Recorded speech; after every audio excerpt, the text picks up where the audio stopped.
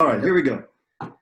Jessica Kibble grew up the daughter of an astronomer. Her dad, Edward Kibble, invented, among other things, a system that allows scientists to take clearer pictures of stars. Given his background, Jessica asked him for help finding clarity on a different subject, starting a family. The world, Jessica told Edward at StoryCorps last October, seemed like an especially difficult place, and she and her husband had been struggling with the idea of bringing children into it. She felt scared for the future. Edward, now 75, asked her what the alternative is. Not having a kid in the 21st century, Jessica says. If you think you do not have children because you fear the future, that is to misunderstand what it means to be human, he says. Edward says he grew up during a time of great fear as well. He was born after World War II, and there was an Air Force base with a missile site not far from his high school. Students were invited to tour the facility and touch the warhead of a hydrogen bomb. We were pretty sure that these missiles would be fired, he says. I had a whole plan I had worked out, an underground place to go. I mean, the whole population believed we would be burned to death. The period following World War II was plagued with global fear of imminent mass annihilation. Edward acknowledges that today's future also holds real fears, but he tells his daughter, it's vital to remain hopeful. Having you as a daughter was a very moving experience. And in the case of my parents, World War II started on September 1st, 1939. My sister was born the next year, he says. So having children is an act of hope. And if you do not have children because of fear, then you have given up hope for the future. For Jessica and her husband, Sam Horn, the StoryCorps conversation played a big role in their decision to try to start a family. Maybe it's a choice, Jessica says, to feel hope. And there you go. So I thought this was interesting enough because it's actually getting some conversation. I hadn't heard something quite like this on NPR before. And so I think we've moved from you dare not speak of this or you're likely to get injured at a party or with your friends to where they actually gave this woman a chance for some national attention with this very short little radio bit. And of course, the dad answers with, in my opinion, very bogus reasons and absurd, very poorly thought through consequences. But I thought it might be an interesting starting point because I think that's where maybe we are in a nutshell with child-free AN, where now younger people are starting to actually consider. When my parents had me and my brothers, it was just automatic. You got married, you got pregnant. And I don't think it seems to be that much that way with younger people today, but I think we're at a tipping point where they need to feel comfortable that they can get good information, not the dad's information, in my opinion, and maybe make better decisions and good decisions, and we can try and at least slow the growth and maybe move to where this is a normalized thing to think about having a child, where they can at least consider maybe not. So I'd like to hear maybe what other people have to say and maybe what we as in the AN community could actually offer this woman who obviously is considering it, contemplating it, thinking about it. I think she just goes to the wrong place for good information, for good critical thinking. And that was it. I just thought it might be a good starting point for conversation. Yeah, can you guys hear me okay? A little low on my end. I don't know if it's me or just you. Okay, how about you, Mark? Can you hear me okay? It's a little low, but I can hear you just fine. Okay, great. I'll try to speak up.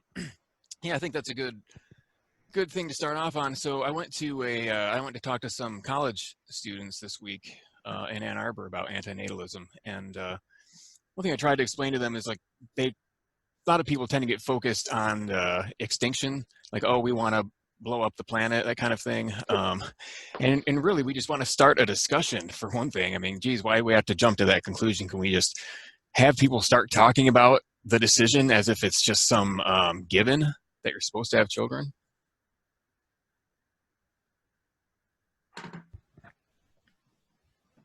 Right, I agree. It's even, I felt pressure when I was younger by my parents and society in general. And I think the indoctrination that everyone receives is so pervasive this natalist indoctrination that they don't even realize they've been indoctrinated. I've talked to two younger women, I would call them, because they're in their mid-20s at a party, at Christmas get-togethers, things like that. And I usually somehow try and angle into it just to see where they're at in their own minds as a young person that's currently maybe unmarried or making decisions about their life and career.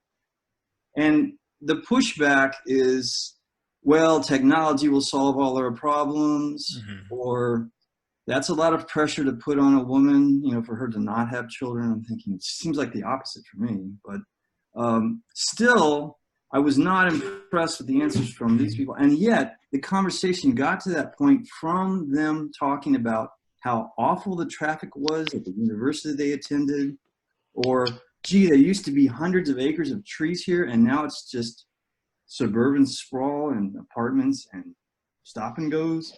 And they can't seem to draw the connection between their decision to have another child or a child and the destruction of the environment, just in a simple case, not just the personal experience of existence, but their existence, inability to get to school on time or not spend 2 or 3 hours on the road every day just sitting in traffic. They don't seem to draw the connection, which is really strange to me. And I try and bring that up and lead them to it. And sometimes I've been able to lead them to it where I say, well, where do you think all these cars and people come from? You know, who's responsible? How does that happen? You're exciting their cognitive dissonance, and that's going to make them uncomfortable.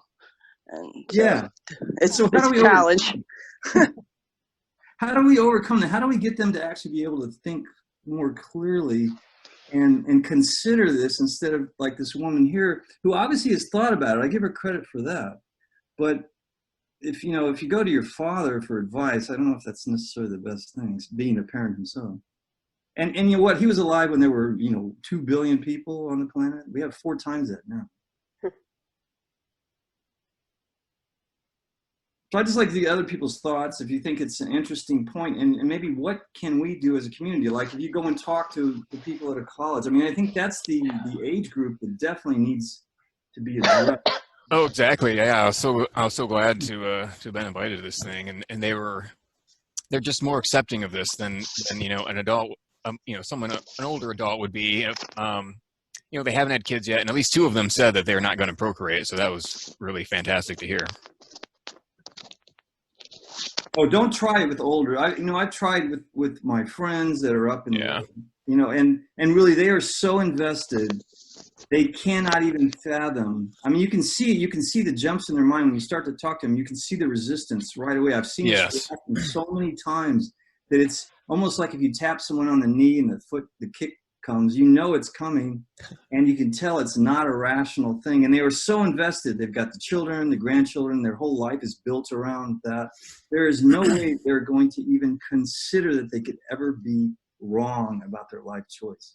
Yeah, it was interesting. There was one guy who actually brought his son, which was kind of ironic, but this was kind of an open discussion. Anyone from the public was invited to come to it. And he was, non-shockingly, he was probably the most resistant, or one of the most resistant to it. He didn't, but I hope maybe it gave him some food for thought anyways, and his son some food for thought. What's the background on that? Did you just get invited due to your antinatalist stuff, or the artwork? Yeah, I'm curious. How did you make that happen? Yeah, so I don't know if it was Amanda or somebody shared a flyer on the Rogue Philosophy Discord for this bioethics discussion group, and every month they discuss a different topic. And it just happened to be, 12 miles from my house, so I felt like I had to go to it. Wow, that's awesome. Yeah, I'll do a video about it, in the next week or so. Sweet, please do. Yeah. How many people showed up, Life Sucks? It was about 15 to 20, so not a huge crowd, but it was enough where the discussion was, lively. Yeah, that's great. That's such a cool opportunity. Yeah. I think the thing that I've been running up against recently, and just like discussing with people on Reddit and different things, is like I'm trying to get them to move to the framework that this is an interaction between another human being. Like this is something where you have to think about your moral obligations and responsibilities towards another person, instead of framing it in like, if I don't have children, what does that say about my life and my perspective on my life? Like, that I have a pessimistic belief system and that it's going to spiral from there or whatever, and to say, you know, you can actually have a type of dispositional optimism about your life and about things going on, and you can reframe it differently while still thinking about it in terms of, you know, what is my responsibility towards this other person? And so like that, making sure that it's a moral interaction between two people rather than like going off on some other kind of, you know, broad philosophical principles or psychological principles that people like to allude to. Mm-hmm. Well, it's interesting to me that they allude to that when it suits them in the sense that it's distorted. But what gives me hope, what would give me hope is if I saw a massive agreement that we were going to stop making babies all around the world. I would feel actually, I would wake up in the morning and think, maybe we're going to solve this problem. So talking about hope is a very strange thing to me, because what's hopeless is filling this planet with people and just watching the bulldozers go and seeing all the pain and suffering that goes along. And if you live any length of time at all, you know it always ends up there if it doesn't continue throughout your life. And so the wars and the resource problems, this last Brexit vote was interesting to me, because I think people are so frustrated. They're going to give all the power to somebody to just say, let's just exit this and then see what happens, because what we're doing now is not working. And when you have lots of people movement due to resource issues, whether it's from Africa, Middle East, South America, Central America, wherever it is, it's starting to show up now as people start to try and migrate and move through their situation. And so this is going to put pressure on the quote more civilized nations to accommodate these people that are just trying to escape the mess that we've all created by putting so many people on this planet. So even from a non-personal point of view, to me, it's hopeless to keep pouring fuel on the fire. That makes no sense to me. I don't know what the hope he is talking about. To me, she should pin him down and say, well, hope for what, Dad? What does that mean? Hopeful for what? What does he hope will happen? That I don't really understand what he's saying. Yeah, that's actually a really good point, is to try to, like, when people make these like kind of broad and ephemeral type of, you know, illusions, like you just be like, hey, what exactly do you mean? Like, what is the good thing that you're hoping for? Like, what is your optimism? You know, what does that actually look like in real life? Right. What does it actually mean in concrete terms? What does that mean, that everyone gets to lay in some kind of liquid vat and dream 24 hours a day? Is that what we're all aiming for? If we've got Alexa, everything I see that's advertised is to try and encourage people to do as little as possible. Oh, you don't have to lock your door anymore. You can do it with an app. You don't have to actually lift that pot. You can have a little robot do it for you. Is the goal to basically do as little as possible? It makes no sense to me. If you're going to live as a human, I think the only way you develop positive and healthy self-esteem is to have accomplished things. And if you rely on a robot to pay your bills and lock your doors and run your whole life, and you can sit there and just dream in some virtual world, you really are going to have no self-esteem at all. And I think it's difficult for an animal existence, for that animal to have any kind of confidence when they don't really know how to do anything. I had a big plumbing leak this last weekend, and I managed to dig through the concrete and find the leak. I was underneath the house in 6 inches of water, and it was just a big mess, but I did it myself. Eventually, the only thing I couldn't do was get the broken pipe out of the pipe. I tried all kinds of nipple extractors. I eventually had to call a plumber on a Sunday, and all I did was turn 2 wrenches with me helping him with the cheater bar and get it out. But the point was, none of my friends would have even tried to search out and destroy and repair the leak under my house, which, you know, would have cost hundreds or thousands of dollars. I did it on my own with my wife.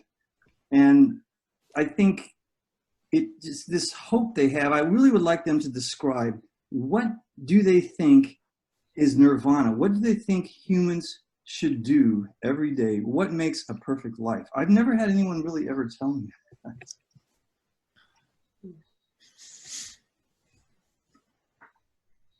Dana, were you going to say something?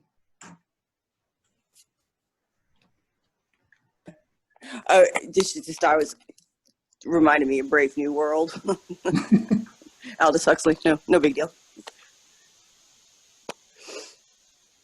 I kind of got lost there in the talk. So didn't want to interrupt. Oh, hopefully it's a good thing, not a bad thing. But I guess part of bringing this article up, just to get people to talk around it, is I think things have improved a lot for awareness raising, but the structural violence and abuse that's inherent in parenting, I think, is still pretty much bedrock for most people. And I think that's what we're up against. And this article shows me that. I see some movement, but not near enough, in my opinion. What did you say? Violence and what? Well, like structural violence and abuse that's really inherent in parenting.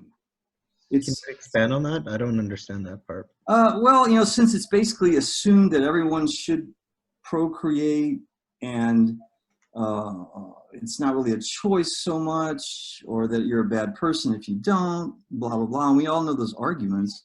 But well, I'm going to interject here. Well, I have to. Children are seen as property.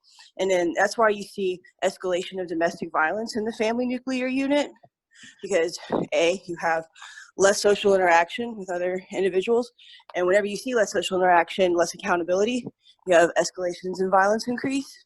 So the nuclear family really, especially like the whole stereotype of the alcoholic husband or the overworked husband and the wife who's stuck at home, trapped by the marriage, that's when you see increase in domestic violence. That's when you see increase in violence against children.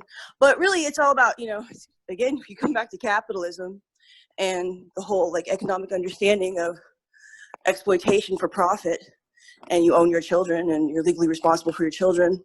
That's really what my child, you can't touch my child. You can't discipline my child. So that's why you see like the entitlement to violence. And that's like that's not always been how humans have lived. Humans, when we used to live in large communal structures, that didn't happen like it does today. But anyway, sorry. And that stemmed from a type of psychological idea of the child being a property status. Exactly. You own your child. You can do whatever you want to your child. Like that used to, not so much these days, but absolutely back in the day, you could pretty much do whatever you wanted to do to your child and no one was going to do anything to stop you. I definitely see that as a negative, but I feel like we're sort of, as you said before, that was you could do whatever you want. Now we're kind of saying they have the right. So isn't there like some progress in that? Well, yes, but very little progress, very modest progress. And like, I think about the recent family of, 13 in California, where the parents were systematically starving their children. And the children looked years and years younger than what they were. They were skin and bones, but they were able legally to do that. They were able to homeschool their children. They were able to isolate themselves from society. So that enabled that. So yes, we have these laws and yes, we have these social mores and norms, but it's really so easy to step outside that and deviate from that. It's so very easy. Right. Yeah, you're really right, Dina, and that's what I'm referring to as structural violence, structural abuse. It's inherent in the system, and beyond even that, when you have somebody that's here, they have to somehow earn a living by hook or crook, and so you're just providing basically wage slaves for the wealthy business owners and governments and those things. So you've put your child in a difficult situation of which there is no remedy, really. I mean, there's just not. Once you're here, you've got to